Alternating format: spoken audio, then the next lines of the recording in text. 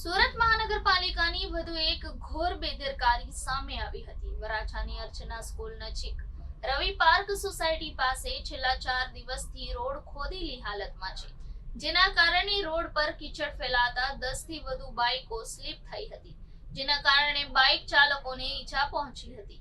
સ્થાનિકોએ માંગ કરી હતી કે વહેલી તકે આ ખાડા પૂરી અને રોડ બનાવવામાં આવે। સુરત મહાનગરપાલિકા દ્વારા સુરતને સ્માર્ટ બનાવવા માટે અનેક પ્રયાસો કરી રહી છે। થોડા દિવસ પહેલા સુરતને સમગ્ર ભારતમાં સ્વચ્છતામાં પ્રથમ નંબર મળ્યો છે। સુરતમાં અનેક જગ્યાએ હજુ પણ પાલિકા દ્વારા પ્રાણ પ્રશ્નોનો ઉકેલ કરવામાં આવ્યો નથી। હજુ પણ પાલિકાના મુખ્ય કર્મચારીઓના પાપે સુરતની છબી ખરડાઈ રહી છે। તેવામાં સુરતના વરાછા વિસ્તારમાં આવેલ અર્ચના સ્કૂલ નજીક રવિ પાર્ક સોસાયટી પાસે મેઇન રોડ પર છેલ્લા 4 દિવસથી પાલિકાના કર્મચારીઓ દ્વારા ખાડો ખોદવામાં આવ્યો હતો।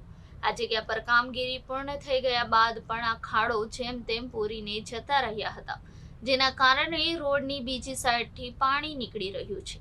તે આ ખાડામાં ભળી જતા ખાડાનું કીચડ રોડ પર ફેલાયું હતું, જેના કારણે 10 જેટલી બાઇક ચાલકો નીચે પટકાયા હતા।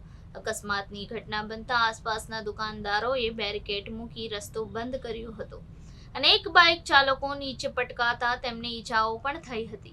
આ ઘટનામાં બાજુમાં દુકાનમાં લગાવવામાં આવેલ સીસીટીવી કેમેરા માર્કેટ હતી, જેમાં સ્પષ્ટ જોઈ શકાય છે કે એક બાદ એક એમ અલગ અલગ બાઇક ચાલકો સાથે અકસ્માત થયો છે।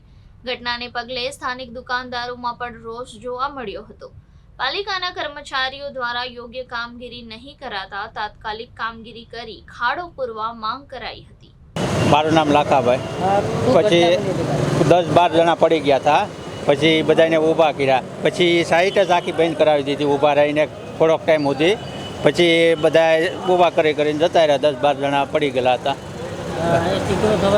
શેકણું આમને ખોદકામ શરૂ હતું, એ માટી બધી પીલે અહીંયા ગાડીમાં આવેલી અત્યારે, એટલે એક પટ્ટી ઉપર જ ગાડી બધી લપસી જતી હતી। ગૌરવ છે, અમે રવિ પાર્ક વિસ્તારમાં રહીએ છીએ।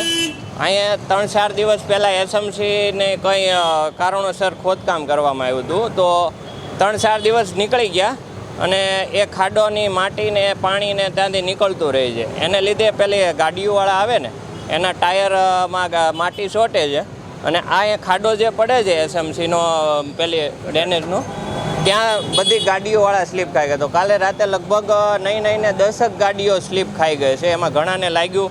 પછી અમે બેરિકેડ આગળ રાખી દીધું। હવે અમારી તો એવી ઈચ્છા છે કે જે બને એમ જલ્દી આ એસએમસી છે ને કામ કમ્પ્લેન કરે। કામ ચાલુ છે ને કેટલા સમયથી કામ ચાલુ? લગભગ 3-4 દિવસ પહેલાં ખોદકામ થયું હતું, એ પછી એસએમસી એમ જ મેકીને જતી રહી। હજી એમણે